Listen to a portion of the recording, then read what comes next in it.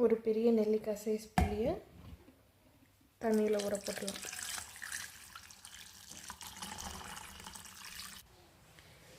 இப்போது எந்த பேனில் பண்ண போகிறோமோ அந்த பேனில் இந்த புளி தண்ணியை ஊற்றிடலாம். இப்போது இதே புளி தண்ணியில் நான் தேவையான அளவு உப்பு போட்டுக்கிறேன். 1/2 kg ஃபிஷ்ன்றதுனால நான் ஒரு 3/4 ஸ்பூன் உப்பு போடுறேன்.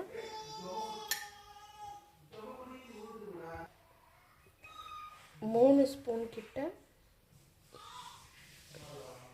மல்லிப்பொடி,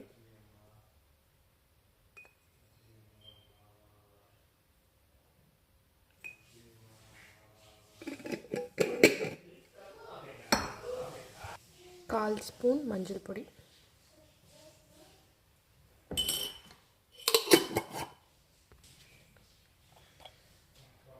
இப்போதைக்கு நான் 1/2 ஸ்பூன் சில்லி பவுடர் போடுறேன். பார்த்துட்டு போட்டுக்கலாம். இப்போ நல்லா மிக்ஸ் பண்ணிக்கலாம்.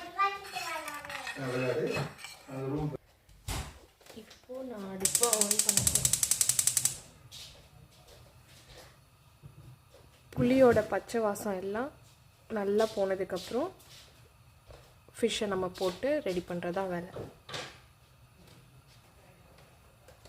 புளி நல்லா கொதிக்கட்டும். ஃபிஷ்ஷுன்னு பார்த்தீங்கன்னா சங்கரா மீனுன்னு சொல்லுவாங்க. இது 1/2 kg வாஷ் பண்ணி க்ளீன் பண்ணி வச்சுருக்கேன். இது நகர மீனுன்னு சொல்லுவாங்க, பிங்கீஸ்ன்னு இங்கிலீஷில் சொல்லுவாங்க. ஸோ இந்த அளவுக்கு கொதித்து வந்ததுக்கப்புறம் நல்லா பபிள்ஸ்லாம் வரணும், அந்த அளவுக்கு பச்சை வாசம் போகணும். அந்த டைமில் நம்ம சால்ட்டு அண்ட் மிளகா எல்லாம் செக் பண்ணிக்கணும். காரம் எவ்வளோ இருக்குது எல்லாம் செக் பண்ணிக்கலாம். இந்த டைமில் இவ்வளோ இருந்தது வற்றி இந்த அளவுக்கு வந்திருக்கு. இந்த டைமில் நான் வந்து ஃபிஷ்ஷை ஆட் பண்ண போகிறேன்.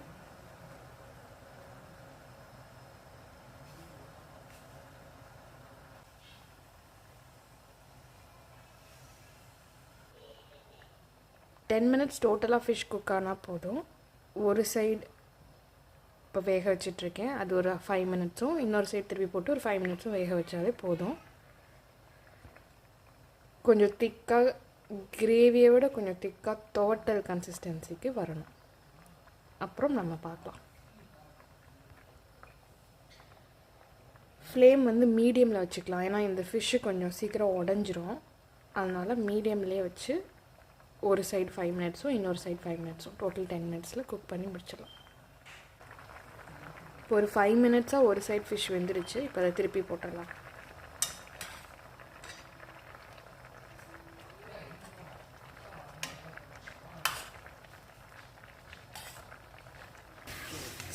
ஸோ இந்த அளவுக்கு திக்காக வந்துடுச்சு. இந்த டைமில் நம்ம கொஞ்சம் கோகோனட் ஆயில் ஆட் பண்ணிக்கலாம்.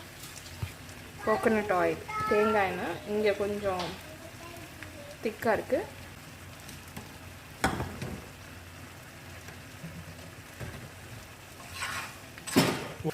அவ்வளோதான், மீன் துவட்டல் ரெடி ஆயிடுச்சு.